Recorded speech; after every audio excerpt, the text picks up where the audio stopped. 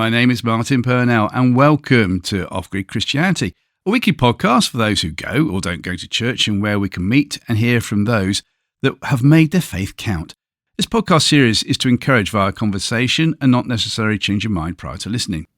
You can contact us as well by email, ogc@accessradio.biz. That's accessradio.biz, B-I-Z. So please enjoy today's guest, who loves arranging her life around coffee. She is known for being an author of Christian fantasy novels which explore soulful stories. So for someone that loves coffee, playing netball, hanging out with her husband, why would she want to write dystopian novels? What exactly are dystopian novels? What is the connection between her dystopian themes and her own Christian faith? Why has she a passion for young people's lives, especially as they are entering the world of work and the life thereafter? Where does she get the names for her books such as Tulo City, AJ and Jenny? Without giving away the plots, what are Son of Endless Days and its recently released sequel, Storm at Dusk, all about? And who is it for? And why can I call her Lydia, yet the books say LG?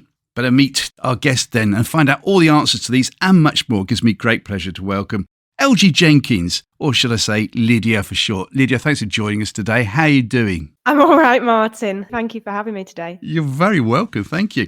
Well, before we start then, I always ask our guests where we're speaking to you from. So where are you, please? I am in York, in the north of England, which is a lovely, beautiful medieval city. But today it's quite rainy, which makes you feel a bit cold, to be honest. You see, you're understanding Northern Ireland weather straight away when it says rainy. Yeah. Yeah. But very green. It is 50 Shades of Green, which could be a title for a book series, and no doubt we'll go on to your series very soon indeed. He says, linking in very nicely. But before we do that, 5 important questions, or maybe not so important questions. Let's see how you get on with these, if that's all right, please, Lydia. Yeah, sure. Question 1. If you could invite anybody from history for an evening meal, alive or dead, so that you could ask them questions, who would it be? So there's a person that jumps to mind straight away, mainly because of her recent just massive success, and that's Taylor Swift. Mainly because I really recognise her talent as a storyteller.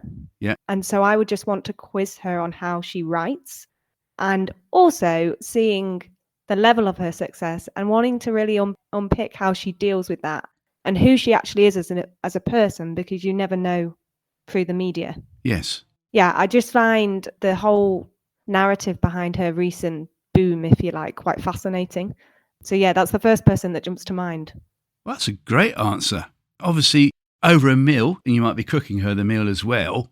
What would you cook her? I have no idea. She might have some special diet. I don't know. I might have to talk to her team, I think. Oh, yeah. Get your team, obviously, to talk to her team to find out. Yeah, my very big, large team. Oh, yeah.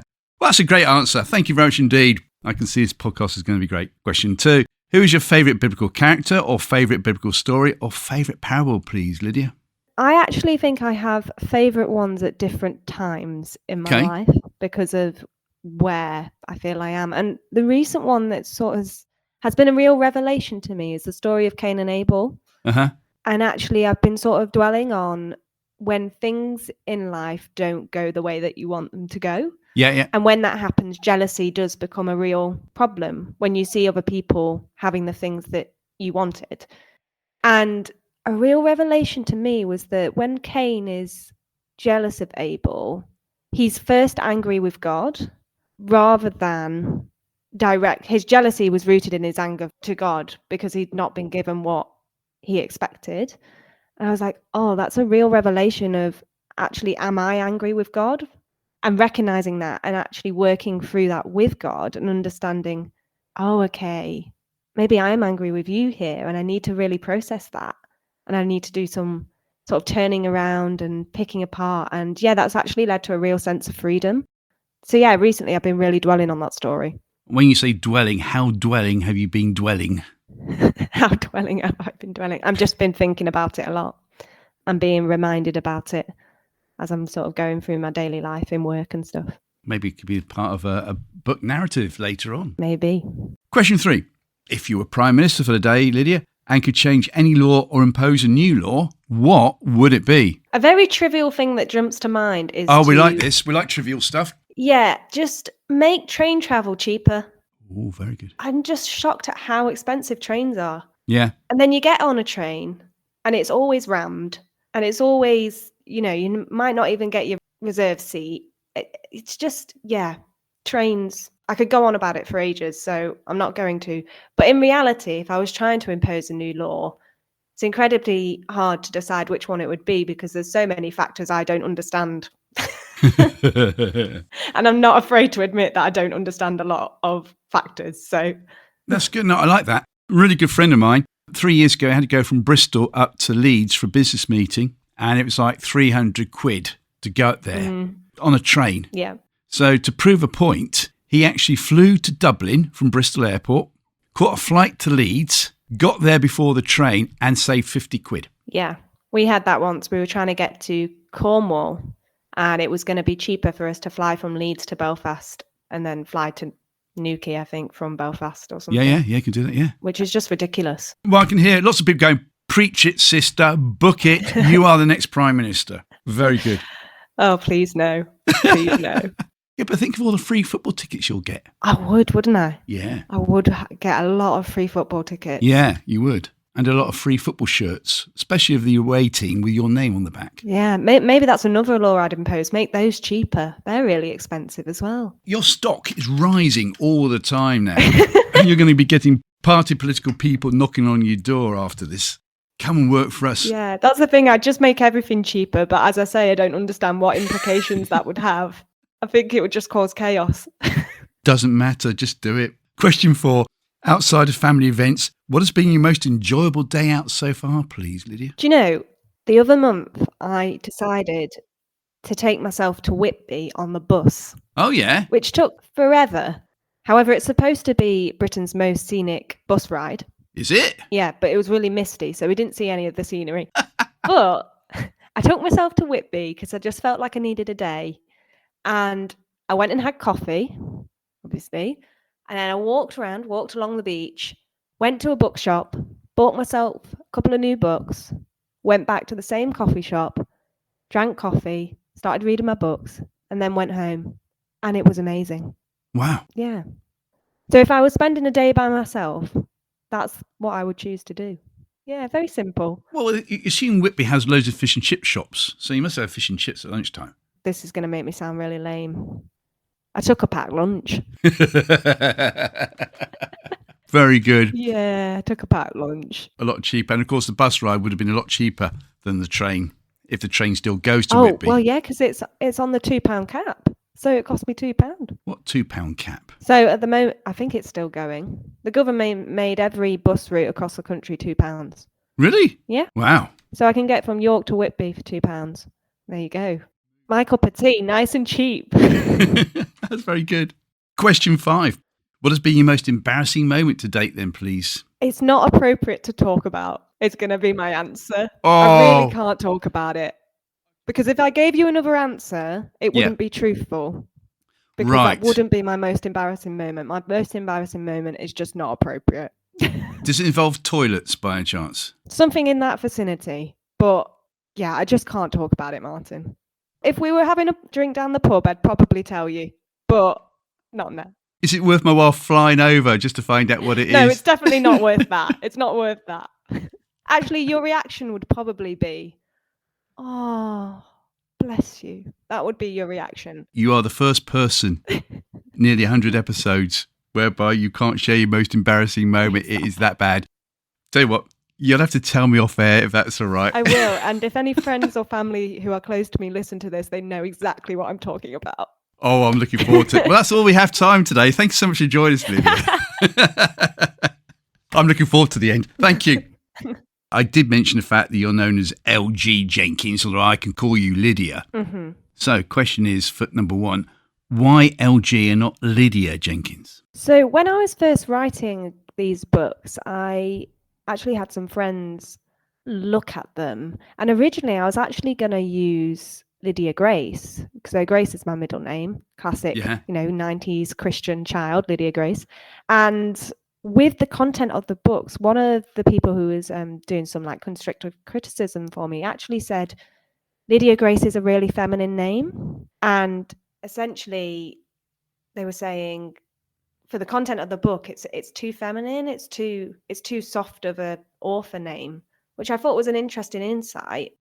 And so then I just decided, well, why don't I just use my initials? It was as simple as that. Oh, that's a good answer. Yeah. Nothing to do with the fact that you want to be sponsored by a major TV manufacturer or anything else like that then? Absolutely not. No. I just thought, I'll just use my initials. And that was it. Because it's interesting just how many people in the literary world use their initials. I'm thinking of J.K. Rowling, for instance, J.R.R. Tolkien, all these people. Yeah. C.S. Lewis. Yeah.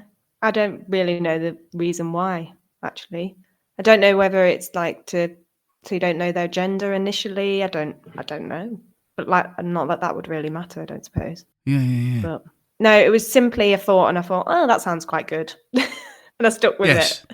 You did say there, I take it you were brought up in a Christian home, especially if you were called Grace as your second name. So what was your childhood experience like? I had a great childhood. I'm very thankful to my parents in the way that they raised me and my two brothers. So I grew up in a Christian home. We attended a local Baptist church. My dad was the elder there. My life wasn't completely dominated by church, but it was a big part of it. I did go through a period, probably my mom always used to say that I had my teenage terror years between the ages of 9 and 12. So in terms of, moodiness and disobedience, I sort of bloomed early.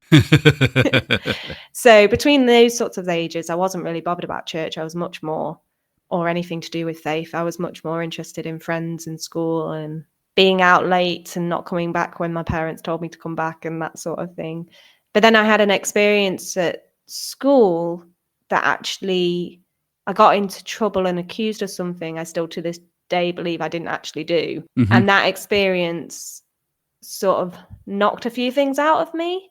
And I realized, no, I do want to do well in life. I do want to have good friends. I do want to have a good relationship with my parents and that sort of thing. So it was a blessing in disguise, really.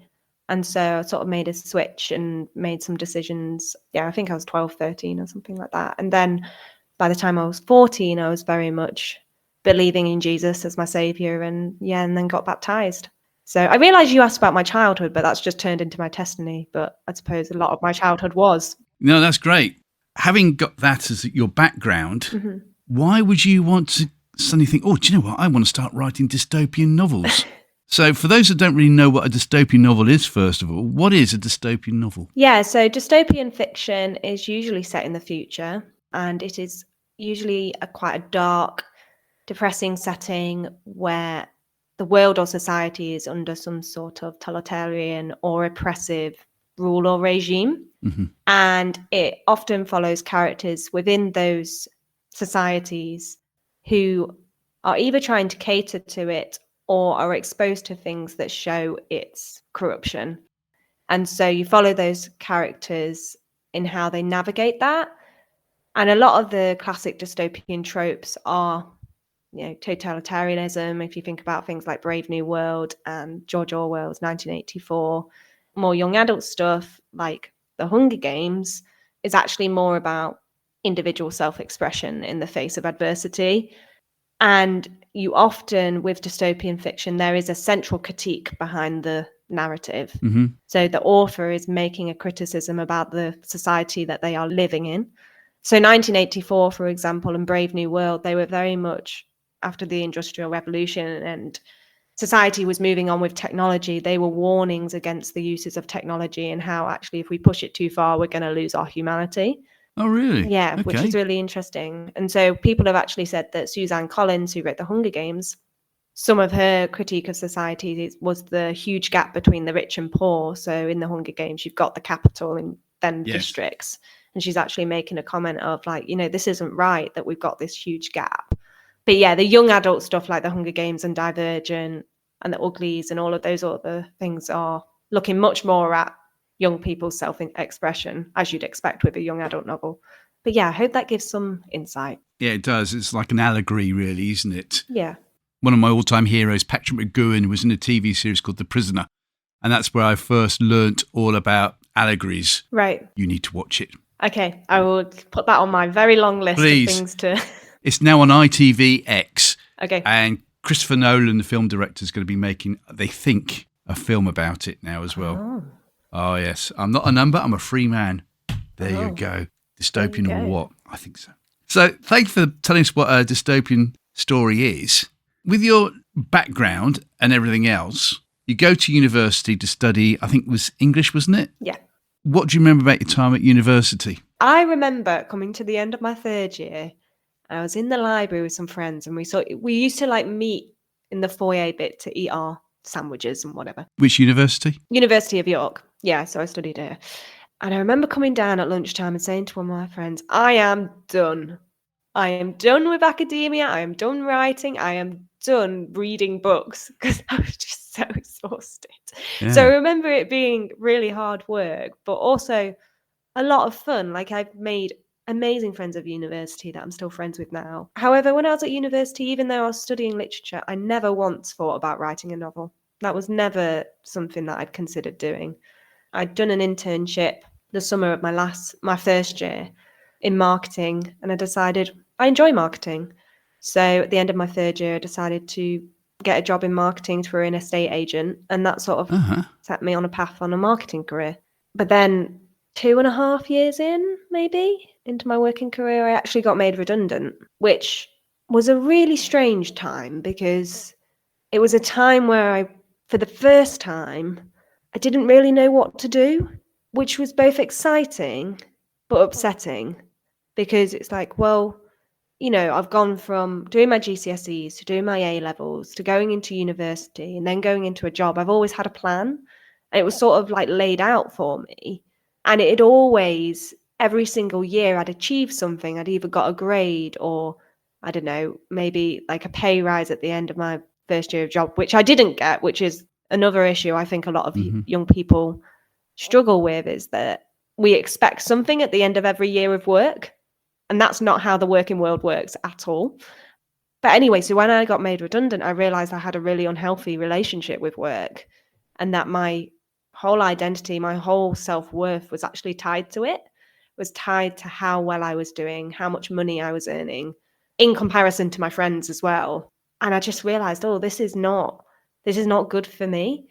And it took getting made redundant to realize that. It took getting made redundant to realize that I was chasing a job, I was chasing status, I was chasing validation, all things that were never going to satisfy me. That's when I was processing these things, I believe it was God-given that I felt to write a dystopian series about it. Yeah, I remember saying to my husband as I was sort of figuring out what to do, I said, I think God wants me to write a book. And he said, that's a great idea. So we went down to the pub, as you do, went down to the pub and chatted about it. And this world just started to come alive in my head. And yeah, so that was in 2019. So quite a while ago now. And so I actually did publish the first two under different titles. Yeah. Sort of during lockdown. But then lockdown obviously happened, but then I also had a lot of quite big life changes happen. And so this time last year, I sort of decided, you know what? I don't think the titles are strong enough. I don't think the covers are strong enough. I'm going to do this again. I re-edited book one, which became Son of Endless Days, and book two, and which is now Storm at Dusk. And the third one, which the title has not yet properly been revealed, but I will tell you. Thank you. Drum roll. It's called Quiet Echoes at Night. Oh, not my most embarrassing moment then. No. But that's coming out in November. Wow. Yeah, so we're rattling on with it. What's it called again? Quiet Echoes at Night. Oh, that's a good title. I like that. There's 4, so there's another one after it, and then it is finished. But yeah, that's sort of, I know you asked about university, but it sort of led on to that. No, I'm glad you did, because we're getting a bigger picture of you. Something you said you had like a life-changing experience or two. What was that? Yeah, so I guess the main one was that my mum passed away in November. Yeah, she had, last July, she went into hospital with confusion, dizziness. She had some other history of health issues to do with her brain. It wasn't like cancerous or anything. Yeah, she basically had a very rare autoimmune disease that attacked a certain receptor in her brain. Mm-hmm. And so last July, she went in a week later after like serious deterioration. She was basically in a coma, and she was in a coma for 4 months before she passed away. So that obviously, in terms of writing or marketing or any sort of momentum, just put everything on hold, which was okay, that's fine. But it was definitely a lesson in sort of processing that the relationships in your life are the most important thing. And actually certain things like your career or projects or things that often feel so important, and they are important, it's not downplaying that, actually don't really mean very much in the face of something like that. So yeah, I'm glad I've redone it to gain that momentum back. And I think Mum would be proud that I've done that. But yeah, that was probably the main massive change. Yeah. I'm guessing here you're still under 30 years of age, sort of thing. Yes, just by 2 years. Actually, no, scarily, a year and a couple of months. Oh, well, to your credit, you sound very mature with your feet properly on the ground. So I think it's phenomenal that you've had all these experiences so far and you're now trusting God completely. And guess what? You put it in the form of a book or two. So with your dystopian themes, I'm beginning to see a pattern of it. Where does your own Christian faith fit into these books, your dystopian series? I mean, there is a central allegory in it. There is a piece of technology in the books called the guiding light, which I haven't tried to force too much as an allegory for Christ, but it is essentially. But you wouldn't be able to tell if you didn't know the gospel, to be fair. Right. So that's one aspect, but it's also my faith comes into it when it comes to the values that I'm critiquing. So very much critiquing a life that is always being driven for you, living a very selfish, ambitious life towards gaining. Because the idea is that every citizen has a merit score, and everything they do either rewards them to their score or detracts points from their score. Uh-huh. That can also depend on the relationships they're in, the people they hang around with, the food they eat, the exercise they do, everything, basically. And so very obviously you can see how selfishly people are wired. Uh-huh. And there's another community who aren't wired like that. Because there's 4 books, there's so many different values and layers and lessons and all of those things that come out. But the central thing that I'm trying to communicate, and I would love to talk to young people about, is, especially young people of faith, is how do we live in the way that Christ talked about, living life to the full? How do we live life to the full in such a busy, modern world where everything is about external validation? Uh-huh. How do we actually do that? And I don't know the answer yet. I'm still figuring that out. And writing these books in a weird roundabout way has been a way for me to do that. And so I think my Christian values and my Christian faith, I would like to think, is sort of woven within all of it, both in its contrasting with the darker characters in the book, Mm-hmm. and also the ones who maybe reflect more of the values that I have. Because when we think about C.S. Lewis, we think about The Lion, Witch and the Wardrobe. Mm-hmm. Loads of people, especially in the 60s, 70s, 80s, going to primary school and beyond, would have read those books, even though they weren't going to church, let alone being a Christian. So it's great to hear that your book could be picked up by a person in school. I think I'll just read this. This seems quite good. Not having a clue until maybe years later when they can reflect. I think that's phenomenal. And the fact that you're prepared to go down the pub immediately makes me think of the Inklings, C.S. Lewis and J.R. Tolkien going down the pub and having a chat. Yeah. For your husband to say, actually, that's a really good idea, that is. Go for it. So how long did it take to write your first book? So writing the first book was about 18 months, probably, because I was working. I did get another job in marketing. So I did it alongside working. I did have a day off. I had a 4-day week. Okay. So I did have Fridays, which were technically supposed to be my writing day, but quite often they became full with laundry and other things, I had to force myself to get out of the house so I didn't get distracted with that sort of thing. So the first one was about 18 months. The second one, because we were in lockdown, took about a year. It was just a bit quicker because I had more time. Yes. The third one has taken me a long time. Mainly because obviously I've relaunched the first 2. I had my mum's illness. Mm-hmm. It's just taken me a long time. It's probably taken me best part of 2 years. Yeah. I have finished the first draft of the fourth one, and I've been working on that for about a year so far. So how do you go about it then, as far as writing a book? Yeah, it's interesting. There's a thing in the writing world, like a question of, are you a plotter or I think it's a pantster? I think that's how you say it. Don't even know what that word means, let alone. I think it means basically you don't plan, you just write. Oh, okay. And then you come back and you edit it all later. Oh, okay. So I would say that is my natural way of going about a book. Like, I will have ideas of what a character is like, so I will plan out like their profiles. I'll have a general idea of where the plot is going, but I do tend to just word vomit and see what happens. Okay. Because quite often the characters will sort of direct the plot, because you get to know the sort of decisions that they would make. And actually you recognize halfway through writing it that the way that you were going, that character would never actually make that decision because of who they are. Yeah. So things then have to change. But I have forced myself to be a bit more of a plotter, because it does mean that you've got less editing to do afterwards. So I have, especially for book 3 and 4, there's a great book called Save the Cat Writes a Novel by Jessica Brody.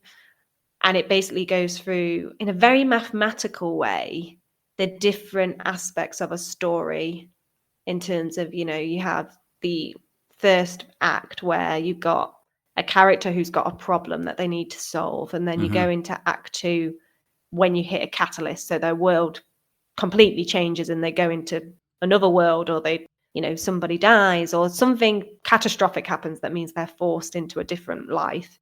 And then you have another act where they're sort of navigating that. And then you have like the all is lost. That moment in a film or a book where the character's just walking through the streets and it's raining. Like, it's that sort of moment. And then you have where they basically learn the central lesson that they needed to learn, and then they go on and sort out the problem. So that book, Save the Cat Writes a Novel, has been very instrumental, particularly for the writing of book 3 and 4. And so it's made me plot much more than I had before.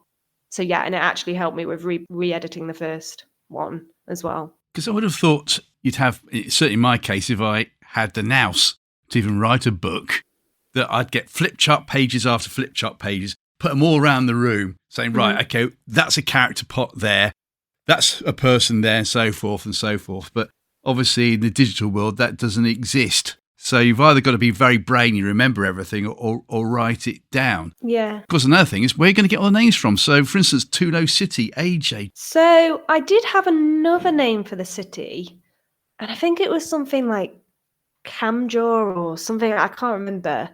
But then I recognised it was a friend recognised it was very similar to, do you know the series Divergent? It's a young adult. Seen the films. So the factions within the Divergent Society, one of them is called Kanjor. So my original name for the city was very similar to that, so I had to change it.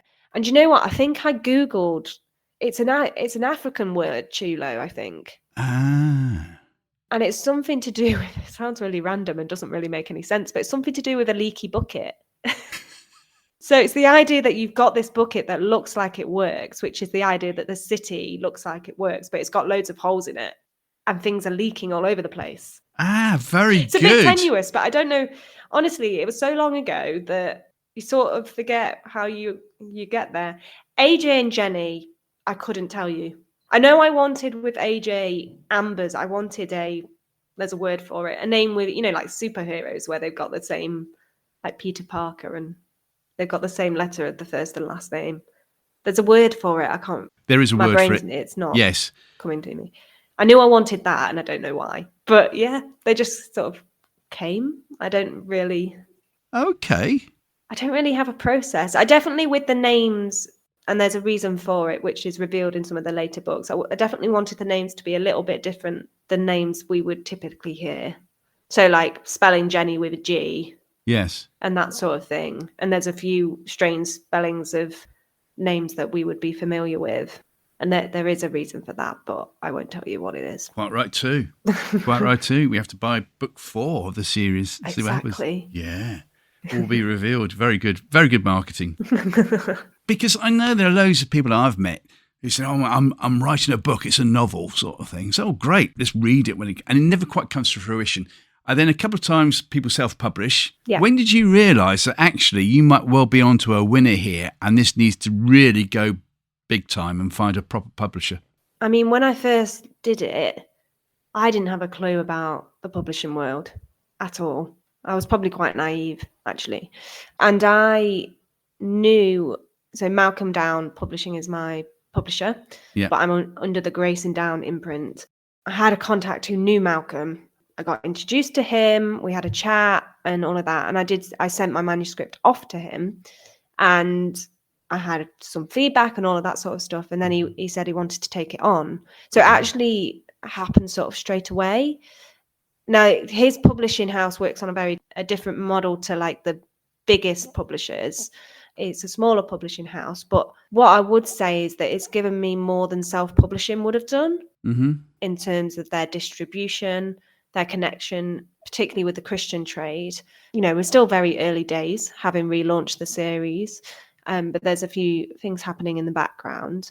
But I would say to anyone, from my experience, what I didn't really do, and I mean, I still believe I made the right decision because I was very prayerful about it. What I didn't really do was explore all the different options. I didn't really go down the road of doing query letters to agents to try and get it traditionally published. In hindsight, I believe I could have done that, but I don't know whether it would have ever been accepted. With traditional publishing, you do lose some levels of creative control, which is a whole separate conversation. But yeah, I would say for anyone who is looking to publish a book, look more at all of your options, because I didn't, and sometimes you do get that, oh, what if I'd tried that? Yeah, such as what? Yeah, so I do wonder whether I should have tried trying to get an agent. Because I don't know what would have happened. Oh, right. You know, would my books have more potential to go really big if I had done that? But is that the intention? Is that God's intention? Maybe not. Probably not. I don't know. Let's explore that then. Let's explore that, because, you know, I paid you a genuine compliment. I think you're very well grounded, very real, very mature for the age. But like everything in life, we have to learn. We have to show to God that we can do the basics well first, and then he'll move us on to a bigger project, and then bigger and bigger and bigger. Yeah. So consequently, you know, if I was Mr. Hollywood, as in city, town thing in America, and came over and a thick American accent said, "Gee, I love your book. Let me buy it." Would you be able to cope with it? Well, I don't know. When I first wrote it, I was 24, maybe? Yeah, 24. And if it had been picked up by a big publisher, as you say, like it could have been awful for me. Like I might not have been able to deal with the deadlines. I have no idea. Yeah. And also, what's been really fascinating with my faith walk as I've been doing it and it's so ironic because, you know, what I'm trying to say in these is it's about not striving for external validation and being content with where you are. And yes, working hard, but knowing why you're working hard and knowing your purpose and really going for that. And so many times when I've been trying to make these books successful, I've been caught up with the fact that I'm acting just like my characters act. And it's just been a brilliant tool that God has used to call me out. Actually, if it had all worked seamlessly and become, you know, the next million whatever bestseller, would I have learned those lessons? And would I be learning the lessons I'm still learning now? Probably not. My ego probably would have been even more pampered. I think sometimes God really protects us from things that we think we want, but it's not his best for us. You mentioned C word, content. What does content mean to you, Lydia? What does content mean to? That's such a good question. And I think the answer to that question has probably changed over the last couple of years, especially with the experiences I've had. It probably would have been being completely satisfied with everything in my life. But now it's living within God's will and knowing that I'm living within his will, even if things are difficult, even if I'm struggling, even if I'm tired. Like, it's okay to be tired. Even if things don't look the way I thought they would, actually, it's really leaning into my faith and trying to gain God's perspective on where I am. And if I feel like he's saying, no, we're on the right track, then I'm content with that. Brilliant. Because if I was that Mr. Hollywood, with an open check came to you and said, I love the stories, I'll check to Mr. Down Publishers, I'll get that all sorted. When you're 24, would you have been able to cope with that? And all the stuff that comes with it, the finances, yes, money is great and all that. But, where would you be able to cope with your life and your family and everything else like that? It's an easy question in some ways and a very difficult question to answer in other ways, I would have thought. And maybe you could use that to put in your book. So what other turmoils have you had to think, do you know what, I want to use that in the book? So I mean, there's so many, and I'm trying to pick which one. Not necessarily a turmoil that I've had, but in the second book, I do touch on cancel culture a little bit. Okay. Because I've seen some of the hurt that causes in terms of online abuse and that sort of thing. And there is a character who goes through that. So there's a lot of things that come into it, that the turmoils that people face in a modern context. I think in terms of my own is recognizing the need to intentionally invest in friendships and relationships, and intentionally give and intentionally forgive as well. There's a note that I've written for book 3 that is about my relationship with my mum. And the relationship I did have with my mum was really strong, but it hadn't always been. And we only got there because we invested in each other. And that's one of the messages that I'm trying to get through in this story is, when you're so concentrated on your own success, your own achievements, which are not bad things to chase in and of themselves, but when they become your everything, the things that should be really important are neglected. And I think that experience with my relationship with my mum is something that definitely in the last 2 books hopefully comes through quite well. Wonderful. Yeah. You're still in your brain remembering what it was like to be a child, just sort of 15 years ago. But you're now in that position whereby, in a few years to come, you must probably be a mother. So you're at a very interesting point in life. So for those mothers that have maybe got, and I love the word obstreperous because my granny used to use that word and she never knew what it meant. For those parents that are listening at the moment, they think major issues with their children. Having been one of those people that was trying to go through a particular issue at school or whatever, what would you say to them first of all? Listen, I would probably say, and not trying to, I guess, force the issue. I think sometimes we can, you can apply it to any relationship. You can see that something's wrong, but quite often trying to tease something out of someone, depending on where they are, might not be the best approach. So being available and listening and working through, especially with teenagers, working through things rather than approaching it. I can't remember what it's called, but there's a particular way of addressing conflict where we've got the 3 voices. We've got the child voice, the adult voice, and the parent voice. Conflict resolution. Yeah. And actually, I think with teenagers, it's sort of recognizing that, yes, they're still a child, but they're actually developing into a new adult. So do we need to, we need to have the disciplinarian side. Do we need to actually recognize that a little bit more? I don't know. And actually come to them as an adult. It's a hard question for me to answer because I'm not a parent, but I think there's a definite need in this generation to feel like they're being heard and not talked down at all the time. Yeah. Where do you see these books going then? And what do you want to achieve through these books then, Lydia? So, I mean, I do actually have more ideas for more books in this series. Yeah. Not in this series, but set in this world. Spin-offs. Yeah, little spin-offs. Maybe even some romances. Because for a long time I was like, oh, I'm not a romance author. I don't really like romance. And then I was like, Lydia, you're kidding yourself. You're a sucker for a romance. You love reading a romance. So yeah, there's a few ideas I've got. So potentially, going that route, drumming up some interest from some slightly different readers who might be interested in the original series.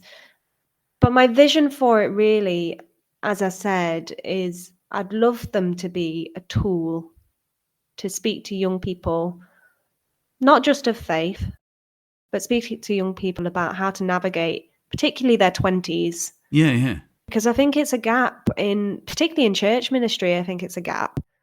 You know, students get ministry, but as soon as you go into the world of work, you're in it with the rest of us. Yeah. And your 20s are a very tender time because you're trying to almost make a name for yourself. Uh-huh. You know, in independence.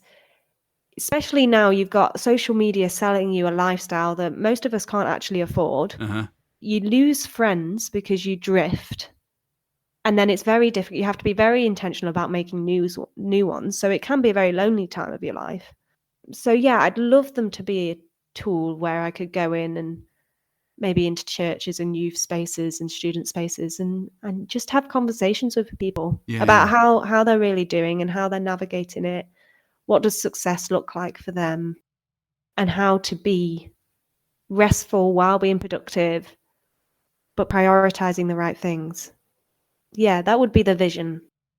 How God is going to make that happen, I've let that go because I've tried trying to force it and it doesn't work. There's no grace in doing that. So yeah, I'm starting to surrender that and just seeing what happens. Wow. And you mentioned the S word as well, from content to surrender. So I'm going to ask the same type of question to you again. What does surrender mean to you then, Lydia? Surrender means to me just letting it go and recognizing that the only thing I truly need to worry about is if I'm being obedient to what God is calling me to do right here, right now, in this moment, in this season. And the things that I want or desire might not necessarily be bad, but He will give me them if I need them. And also recognizing that as I get to know God better, my desires are going to change because the desires of His heart will become the desires of my heart. Mm-hmm. And just being willing for that, being willing to give up what I might intend for my life because I know that God's got a better plan than I do. Mm-hmm. And there's so much freedom in that. Like, thank goodness, because I don't know what I'm doing. The thing is, though, if God, as soon as we've finished this podcast, okay, this is purely hypothetical, so please treat it as that. Yeah. Obviously with a serious answer attached to it. If all of a sudden, after this podcast, God says to you, do you know what, Lydia? Brilliant books, but I don't want you to write anymore. In fact, I want you to totally give up writing books. How would you feel? I'd feel sad. There would be a grieving process to go through with that because it's something you've invested in. It's something that I'm passionate about. But at the same time, I think my question to God would probably be, okay, if that's a don't, what's the do? What do you want me to do instead?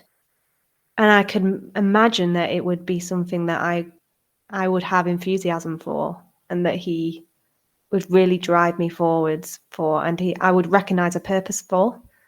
And so, yeah, there's no denying that would be sad. I think it would be a bit of a lie for me to say, oh, well, that would be brilliant, whatever God says, you know, because I think that's all part of the Christian life and the walk of faith is that you have to deny yourself. You have to do that.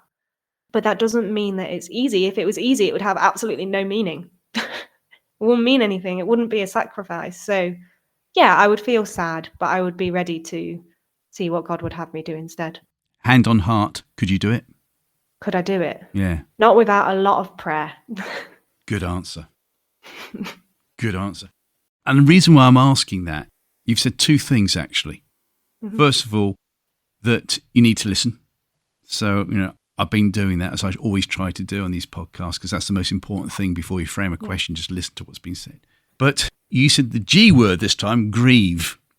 And to your credit, what you most probably don't know about my life, apart from the little backstory that I shared with you, is that having given up a previous career as a training officer, I then went into radio more or less straight away, which is what I've always wanted to do. By this time, I thought I was a fervent Christian doing what God wanted me to do, went into radio. This is what I've been working for from the age of 3. That's all I've wanted to do. God, thank you, God. I then meet my now wife. And a few years later in the radio business, we then find out my wife had cancer, became registered blind. And all of a sudden, we had a little baby boy.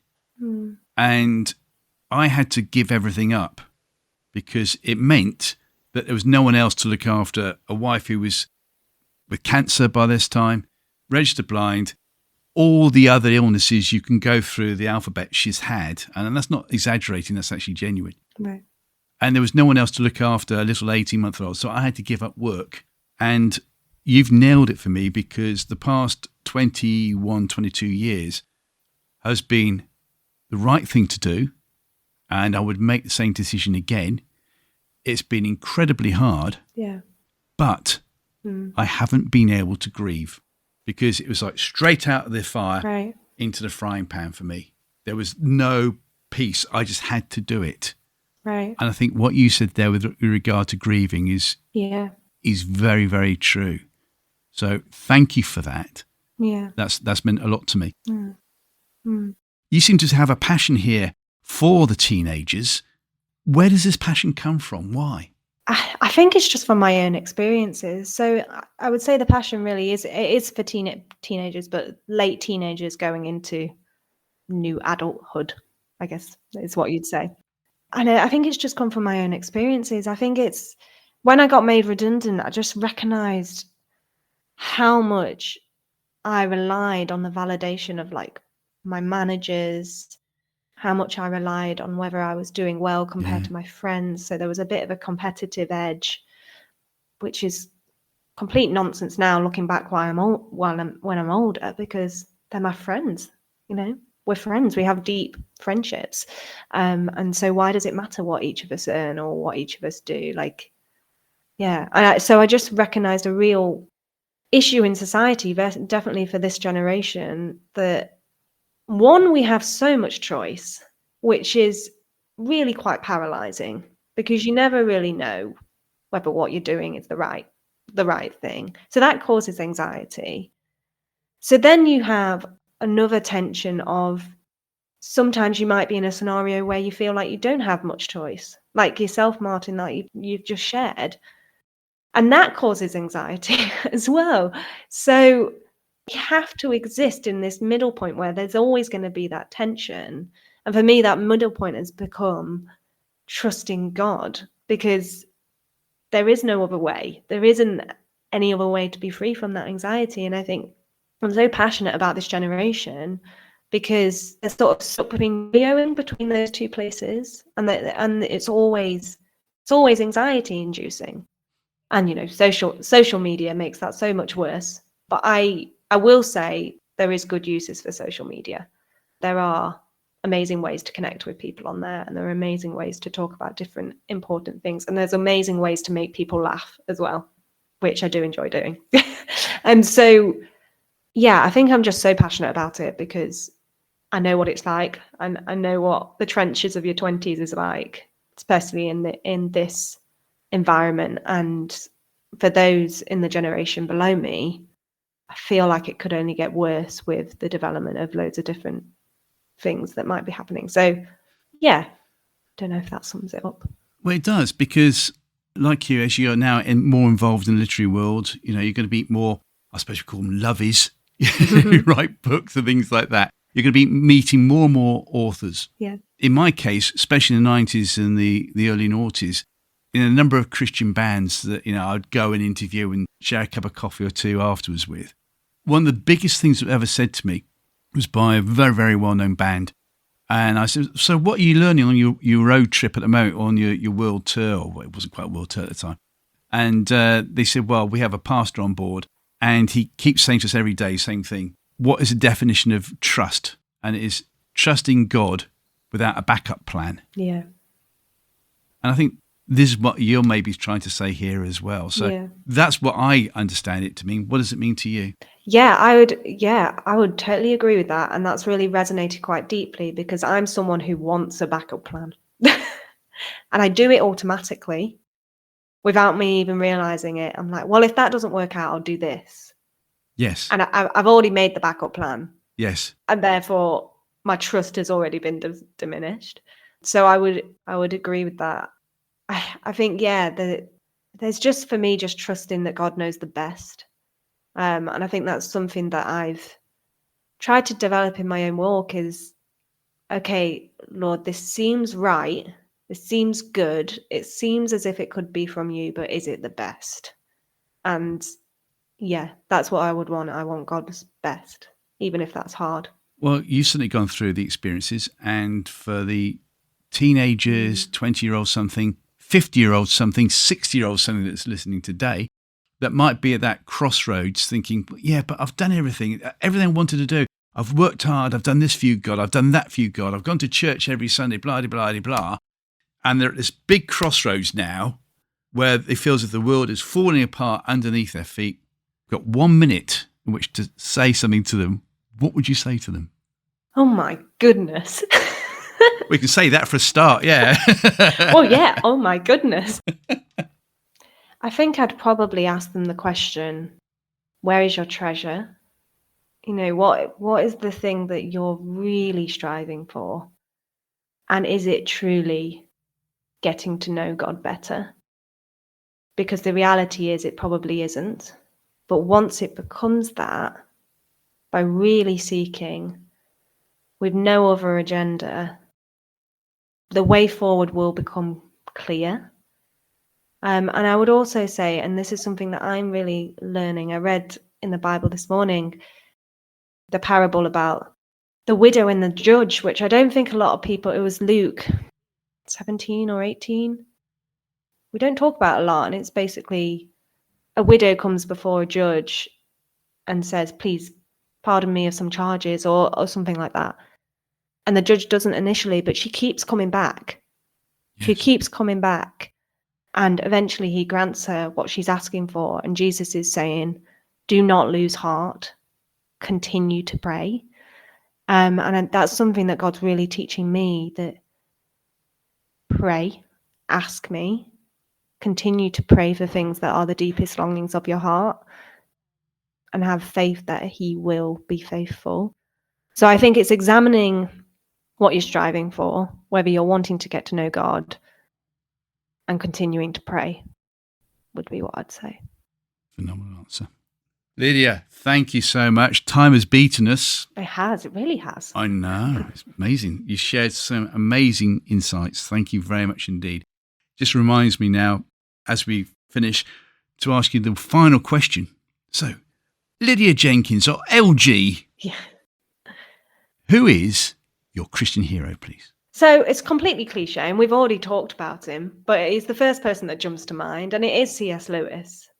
But not for maybe the obvious answer of, wow, you know, the Chronicles of Narnia and the allegory and the storytelling and all of that is amazing. You know, the bit in The Magician's Nephew where you see the power of God through when Aslan creates Narnia is just something that will always stick with me. But actually recently, with the experiences that I've had, I read A Grief Observed, and it just hit me, his faithfulness and his ability to write amazing children's stories, but then also write really raw, honest material. And that's something that I find deeply inspiring. And like, if I could share some of my experience through writing in the ways that he has, that would be like a complete honor. So yeah, it was, when I was thinking about this question, I couldn't really think of anybody else, because I've experienced his joyful storytelling with his very raw, honest writing. And as a writer, that's something that I really aspire to. Which is phenomenal. And do you know what? Over the past couple of months, the number one answer seems to be at the moment C.S. Lewis. We're going through a massive C.S. Lewis revival. Well, there you go. And there's nothing wrong with that at all. No. Good old Clive Staples. You see, C.S. Clive Staples from Northern Ireland, of course. The Inklings going down to the pub to talk things through. That's it. Ultimate inspiration. Yeah. Absolutely amazing. Lydia, I really wish you every success for the future. I'm looking forward to reading your books. Thank you very much. It's great what you're doing. And of course, the sequels as well. And if I could buy your film rights for £1, let me know. All right, I will do. I'll do some evaluations. Yes, it might go up to £1.50, but you know, it's. I can see it's going to be brilliant, especially with what you've been sharing today. Lydia, thanks so much for joining us today. It's been you. brilliant. Thank you. God bless. Next time on Off-Grid Christianity. Some of the moments where I first encountered the Lord, he had this way of just bringing this assurance that everything was going to be okay.